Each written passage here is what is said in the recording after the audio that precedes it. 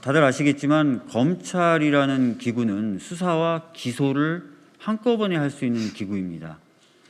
굉장히 막강한 힘을 가지고 있고요. 그런데 이 기구가 특정인이나 특정 단체를 고발하도록 만약에 사주했다. 그러면 어떻게 되겠습니까? 당연히 수사가 진행되는 것이고요. 그다음에 기소까지 쭉 진행된다고 봐야 됩니다.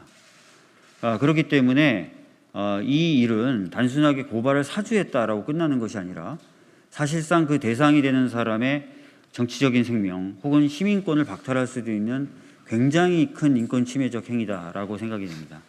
또 하나 검찰은 정치적으로 매우 중립적이고 독립적이어야 되는데 검찰 권력을 일부 사람이 자신의 조직을 보호하거나 아니면 개인을 보호하기 위해서 사유화했다는 것이기 때문에 이것은 상당한 헌법적 가치를 훼손한 사건이기도 합니다. 따라서 이 부분에 대해서 명명백백히 진상이 규명되고 책임질 사람은 책임을 져야 된다라는 것이 기본적인 입장입니다. 윤석열 검찰의 고발 사주 의혹의 진상을 국민 앞에 낱낱이 밝히겠습니다. 믿을 수 없는 일이 벌어졌습니다. 한 언론의 보도에 따르면 지난해 4.15 총선을 코앞에 둔 시점에 당시 윤석열 검찰이 제1야당인 미래통합당 측에 범여권 정치인들에 대한 형사고발을 사주한 사실이 확인됐습니다.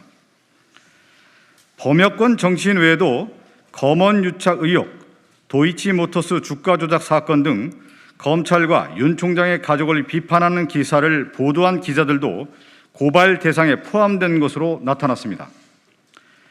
경악스럽습니다. 당시는 국민의 검찰개혁 요구가 그 어느 때보다 높던 시기였습니다. 코로나 대응에 국민적 역량이 총결집됐던 시기였습니다. 그 시기에 검찰은 총선에 영향을 미치기 위해 정치 공작을 시도했습니다. 그냥 넘어갈 수 없습니다. 검찰이 국가의 근간을 흔들려는 시도를 자행했습니다. 검찰의 검찰권 사유화이고 명백한 권력 범죄입니다. 공직선거법과 국가공무원법의 위반이고 직권남용입니다. 국민이 목숨 걸고 쟁취한 민주주의를 위협한 국기문란 사건입니다. 고발을 사주했다고 보도된 대검 수사정보정책관은 검찰총장에게 직보하는 자리입니다. 그때 검찰총장이 윤석열 후보입니다. 조직적 범죄일 가능성이 매우 높습니다. 국회 법사위 소집에 필요한 절차를 밟겠습니다. 윤석열 전 총장을 비롯한 모든 의혹의 당사자들 출석시켜 긴급 현안 질의를 통해 사실관계를 밝혀내겠습니다. 법무부는 검찰과 합동감찰에 착수하고 그 결과를 국민과 국회에 보고해 줄 것을 요청합니다. 국회 법사위원회는 진상규명을 위해 필요한 모든 권한과 수단을 총동원하겠습니다. 거듭 말씀드리지만 당시 검찰총장은 국민의힘 윤석열 후보입니다. 거짓과 침묵으로 넘길 수 없다는 것을 분명하게 경고합니다. 국회 법사위에 출석해 증언하고 소명해야 할 것입니다. 진상규명을 위한 노력에 국민의힘의 적극적인 동참을 촉구합니다.